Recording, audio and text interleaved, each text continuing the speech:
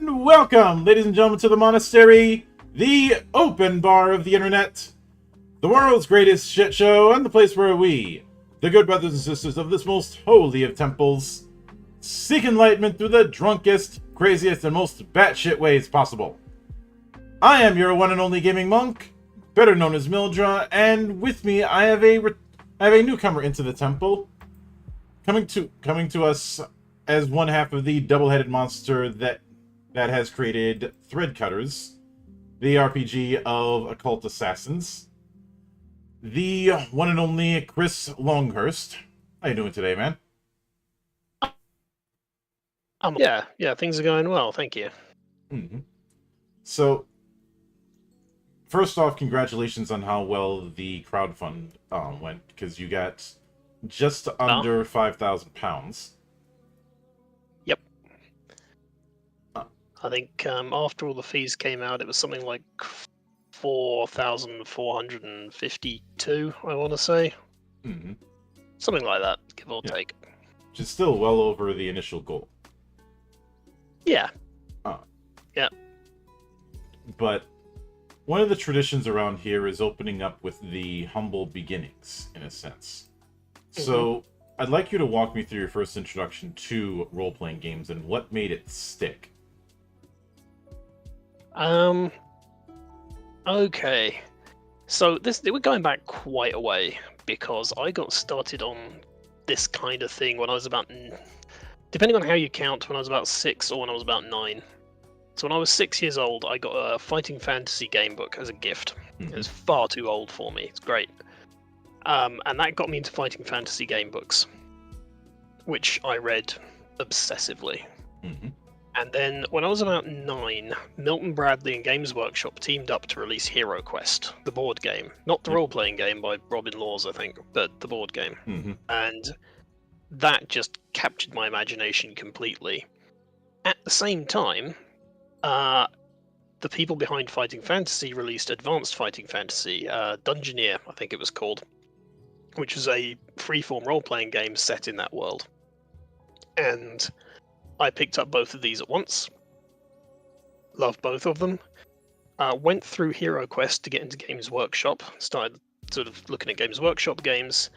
Discovered fairly rapidly that I didn't like painting miniatures. So I jumped off the war games and picked up Warhammer Fantasy Roleplay.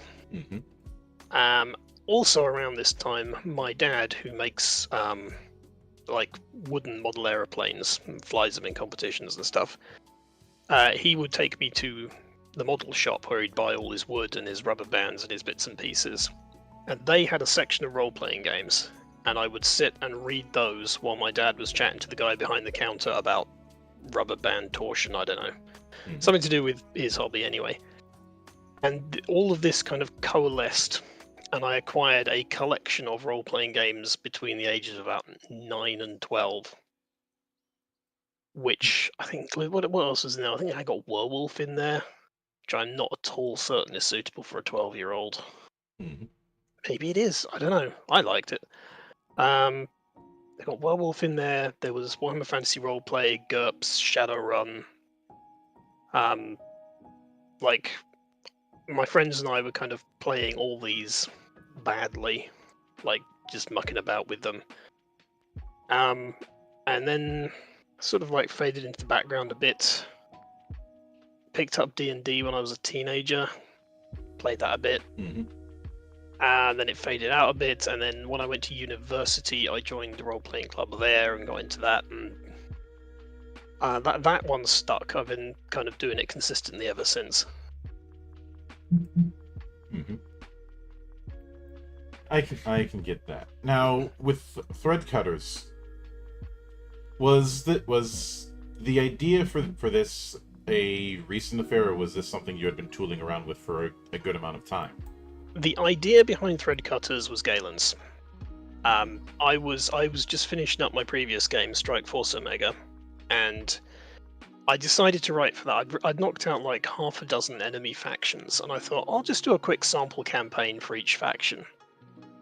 And on about, I think it was halfway through like the 4th of these 6, and I realised I hate writing setting material. Can't stand it. It's just it doesn't. What really interests me with game systems is the mechanics, the systems, all the little gears that lock together. Mm-hmm. Setting material does not do it for me.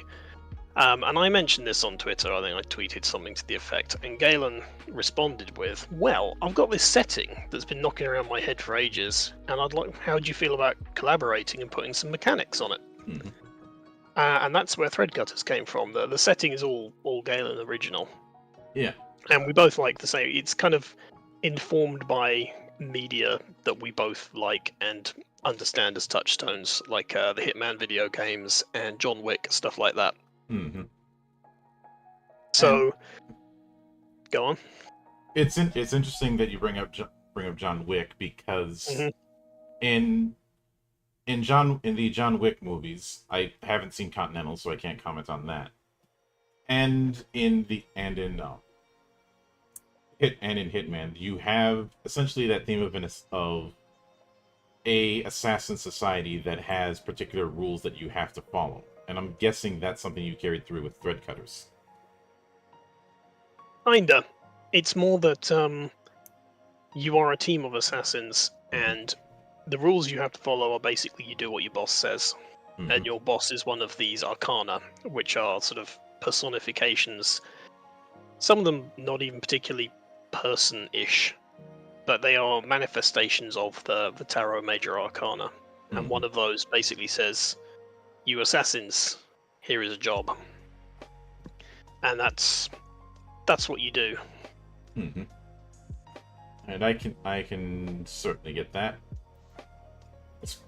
especially since it seems that the tarot deck is a key part of the world as it was. Yeah, You have the four worlds, each of which are themed around the four suits of the minor arcana. You've already mentioned the major arcana, who, the way you describe it, it sounds like they're equal parts your patron and your boss. yeah, something like that. They're these kind of cosmically powerful figures, and they do things and they give you orders. And you do, you can call on them for power if you study their particular arts, their particular style, if you get in with them. Mm-hmm. But they're basically just figures of power that exist. They exist and inform everything else. Like they're I can't think of the right word. There's a proper word for it. Like they're immutable pillars of Concepts. the world. Kind of, yeah. They're concepts you can talk to and like get into fights with if you really wanted to. Mm-hmm. Like they're sort of. There is a proper word for it, I'm sure, and I cannot remember what it is. But it's a concept which is also a thing. Yeah. Avatar, maybe. I'd say that's the closest. Avatars. I'd say that's the closest. Avatar does mean descent, and they are essentially manifestations of universal concepts. Yeah. But with that in mind, there's one other aspect of the tarot deck that I was curious how it manifests within this game, and and that is the court cards of the minor arcana. No, Yes. Your page, your knight, your queen, your king. Yep. Yeah. Each world has a court, the four monarchs, and each of those is one of those cards: page, knight, queen, king. And your targets, it's got a sort of built-in campaign arc where you are going to hit 4 targets, and those 16 monarchs are going to be where your 4 targets come from.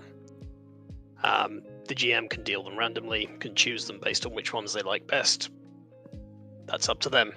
Mm-hmm. But they are all specific people in this setting, and if their cards come up while you're playing the game, they can show up, which might be bad if you're currently hunting them, or it might be good if you've made friends with them, or however it shakes out, really.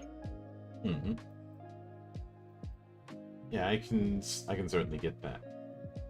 And is it a case where, when it comes to the different arcana, is it a case where the gifts that they end up giving their assassins are different from arcana to arcana?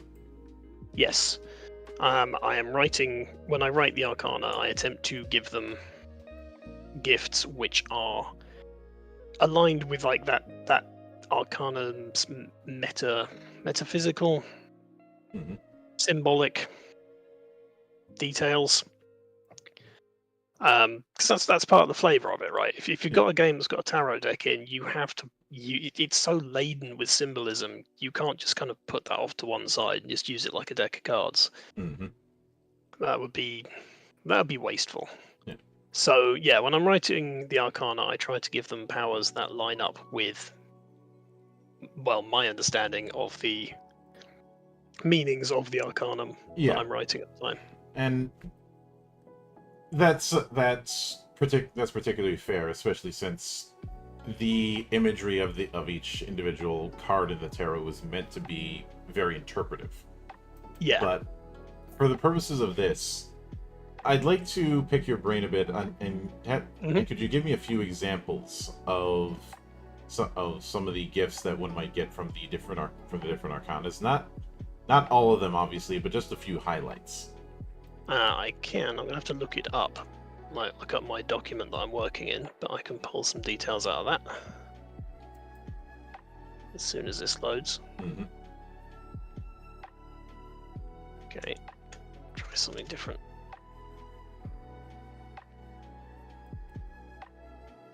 Yeah, it's not cooperating. Fortunately, I have one I prepared earlier. Where did I put the arcana in this document? Here we go. For example, the Fool offers you basically the arcana. There's two kinds of gifts that you can pick up, and one is for the narrative portion of the game, and one is for the combat portion, because the game has both. The Fool, for example, can, in the combat portion of the game, if you go first, you take one less harm from the next thing that hurts you, because the Fool is about boldly stepping forward into the unknown. Mm-hmm. So that was my take on that. Whereas the Magician, next down the list, has a gift that lets you do a variety of things. You choose whichever. There are a bunch of like minor abilities, but you choose which one you like when you activate the ability, because he is he has all the tools he needs. You just need to kind of use them correctly. Mm-hmm. It's about that kind of flexible approach. Yeah, I could certainly see that. And given that, as I understand it, you're going with a sorry about that. Going with a semi-diceless affair that was heavily inspired by the Lumen system.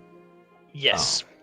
Now, what about the Lumen systems served as inspiration for that being the basis, and what direction are you taking it? Specifically, the game Hunt. Hunt is built on the Lumen system, Mm-hmm. And the structure of Hunt is, I've borrowed, in inverted commas, stolen wholesale, for the structure of Threadcutters. Mm-hmm. And the way that works is you have sort of 3 acts in your hunt for this. Your knights with various special powers hunting for some beast that's rampaging through the woods around your home. Mm-hmm. And there's 3 acts, and in each act you will face a number of challenges, and they are narrative challenges. Like, it's just things like, there's a bunch of people here who shouldn't be here. Who are they? What are they doing? What are you going to do about it? Mm-hmm. And then once you've hit the requisite number of challenges, you get a break, move on to the next act. At the end of the 3rd act, by which time you have told like the story of the hunt and investigated the backstories of the knights, that kind of thing, and you have a pretty good idea of who they are and what they're doing here. At the end of the 3rd act, you enter the final phase of the hunt where you have to face the beast and kill it. And then the game, in that point, the game switches from a narrative system to a crunchy tactical one. You've got a 6x6 grid, you've got a beast, you've got a little knight on each one, you've got terrain, you've got things happening. And that structure I have lifted wholesale. Each hit in Threadcutters follows the same basic structure, well, with a couple of exceptions. 3 acts, which are narrative stories of how you get into position to fight the boss, and then a showdown where you fight your target and kill them. Yeah. But even with that, it sounds like you're going. Not only are you going diceless, you're focusing more on managing resources. Yeah, Hunt is extremely generous in terms of the resources you get. It's also completely diceless, but it's very generous in terms of the resources you get. So it's not really a case of, are you going to get to the end? Are you going to solve your problems? It's a case of how. What method do you choose to use to get from point A to point B? I have dialed that back in this one because in Threadcutters, I wanted it to be less certain, and also, again, I've got a game about tarot things, so it's got to have a tarot deck in it. Yes. And since I built that in as a resolution mechanic, then I didn't want the assassins to have millions of ways to solve all their problems without ever engaging with it. So they've got a few ways to solve problems or get past obstacles that they can use to bypass randomness for when they really want to fix something. But they don't have many of those, and if they don't want to use one, they pull from the Deck of Fate, it's half a tarot deck basically, because a full tarot deck there's a bit too much going on. So when you say half a tarot deck, are we talking just the minor arcana? You build it at the start of each hit. Half of it is the minor arcana from the world you're in. The other half consists of your patron major arcana, and random dealt cards from other suits. When you complete a hit, you have an option to take a card as bounty from that world, and if you want to include that in the Deck of Fate in future hits, you can, and then when it shows up, it's always good for you. So there's a minor sort of very minor deck building element to it. So I wanted people to engage with that, and so you don't have quite so many options for just snapping your fingers and solving a problem. Yeah, and it's the Deck of Fate that's the reason why I said semi-diceless. There's some randomness in there. Yeah, and because I've seen some people refer to games that use cards instead of dice as diceless, and I'm like, no, that's not it. The intent of diceless is no randomizers, period. And a deck of cards is still a randomizer. But given that, it sounds like characters would have a set of tokens for how often, or just the way that they can use the tools at their disposal. Yeah. You've got weapons, gadgets, and magic, and when you make your character, you decide you've got basically 2 uses of one of them, 1 of another one, and 0 of the third. So you can be armed to the teeth and a bit magical but have no gadgets, or you can have loads of gadgets and be a bit magical but don't carry any weapons, or whatever combination of those you like. And that each of those has one kind of big thing it can't do. Like with weapons, you can solve problems with weapons. If you confronted with a challenge, you can check off one of your weapons uses, say, I solved this with my weapons, which basically means killing a bunch of people. But you're supposed to be good at this, so that's what you do. But weapons, for example, cannot ever de-escalate a situation. So if you're trying to talk someone down or get through to someone who is already angry with you, you can't use weapons to do that. You will either have to go with the Deck of Fate or use some other method, or possibly just talk them down through roleplay, whichever option you choose. Yeah, that certainly makes sense. Now, with that in mind, since you mentioned getting 2, 1, or 0 in something, Yeah, uh, since we're dealing with managing resources, that's a very small pool.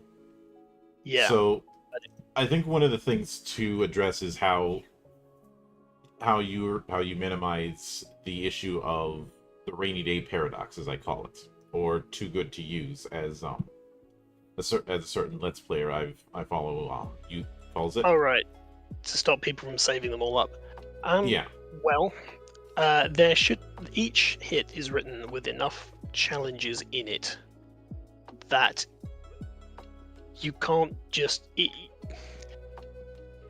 You're going to have to use them eventually. Basically, if you draw from your three options for solving problems or overcoming challenges are basically use one of your approaches, check it off, you win, great.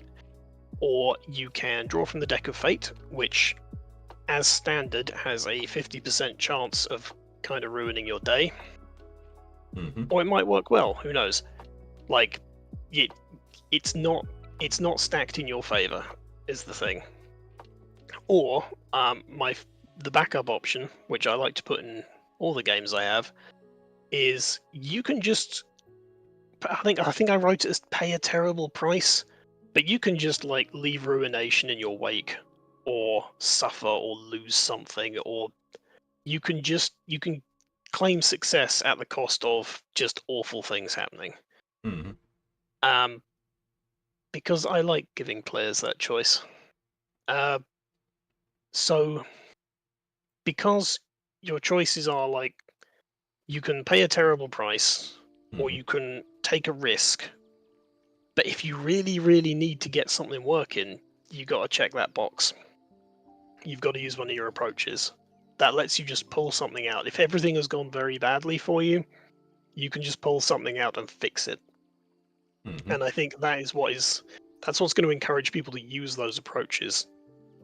Is that they're not super likely to get things working out for them, or they can have things work out for them with a whole bunch of collateral, or they can take a bunch of risks, or you've got this sort of backup option where you're just like, okay, I don't want to take risks here. I'm just gonna use one of my win buttons. Mm-hmm. So that's how it's gonna work to stop people from saving them up. Yeah, I can get that. It's for me, it's more of making sure that somebody's not doing the equivalent of holding onto that one healing potion until the end of time, or Yeah, going, I can't use one of my 99 mega elixirs. What if I need it for later? He says during the yeah, final boss of the story. yeah. Well, and once you get to the final boss, all your narrative approaches go away anyway, so you might as well burn them at that point. Before that point, Mm-hmm.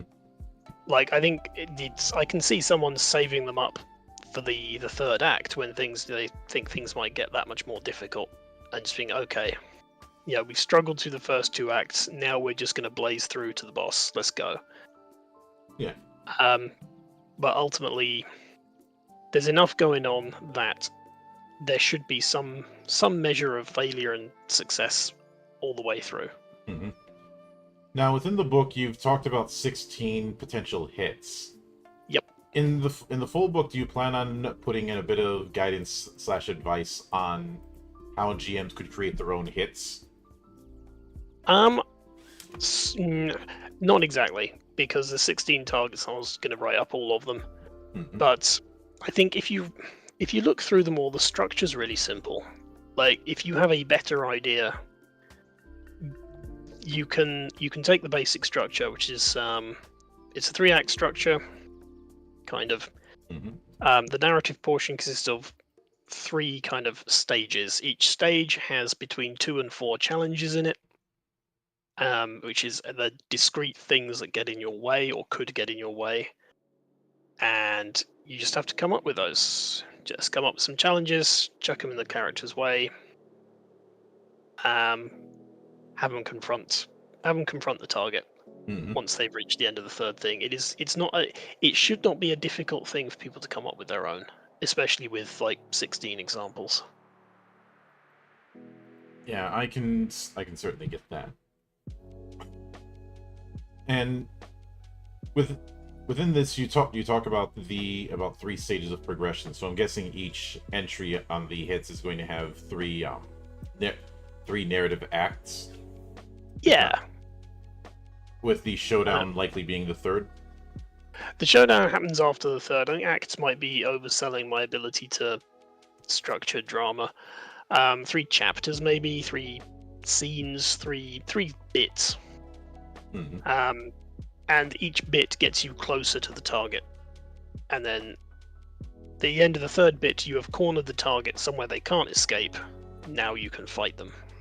Yeah, and I'm guessing one of the earlier acts is more about, for lack of a better term, casing the place. Yeah, it depends on the hit, to be honest. Some Mhm. of them you have to like hunt all over the place. Some um, let's see. I'm just looking at my document right here. The Page of Swords. Mhm. Um, you scene one is you have to find. He's deployed his agents to stop you because he knows you're coming. You have to find him. Yeah. So while avoiding his agents who are trying to find you. Mhm. Whereas skipping ahead to the Knight of Swords, he says, putting her in a different place. She is. You know where she is when you go in. You know what she's doing. The challenge is getting to her quickly enough, and then chasing her down when she runs away from you. Mhm. Yeah, I can certainly get that, especially So since yeah, it's a. each hit is its own set of 3, and there Mhm. might be some common patterns in there. But sometimes you know where you're going, sometimes you don't. Mhm. Sometimes you know what you're doing. I think one of them is, I think the Queen of Swords is a very specific sequence of events because she's well protected enough that you have to do these things to get to her. Mhm. Now, Um, yeah, go oh, ahead. now, given the fact that there's 4 cards per suit when it comes to these courts, the page, Yep. the knight, the king, and the queen.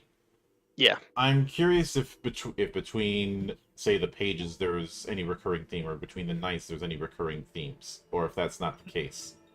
there are. The pages are the messengers, the heralds, that kind of thing. So Hmm. when you hunt a page, say the Page of Swords, you will hunt him in a different world to his home one, or her home one. Like the Page of Swords is in the world of Cups because he's doing something over there. Hmm. So you get a more Cups-like experience um, from hunting him. The Knights are also mobile. The Knights are probably the most sort of standard ones. The Queens as well to an extent. But then that's for the mechanical parts. I'll finish talking about that, and then I can tell the difference. The kings, I use each king as an opportunity to mess with the structure of the hit a bit. Like the King of Swords, you do the showdown first, and then you have to escape. The King of Cups is an ancient psychic vampire in a pit, with some interesting special effects for the showdown, where it's not like other showdowns. I'm basically giving myself permission to muck about with the game mechanics fairly extensively for each of the kings because that was a pattern that appeared when I did the first 2.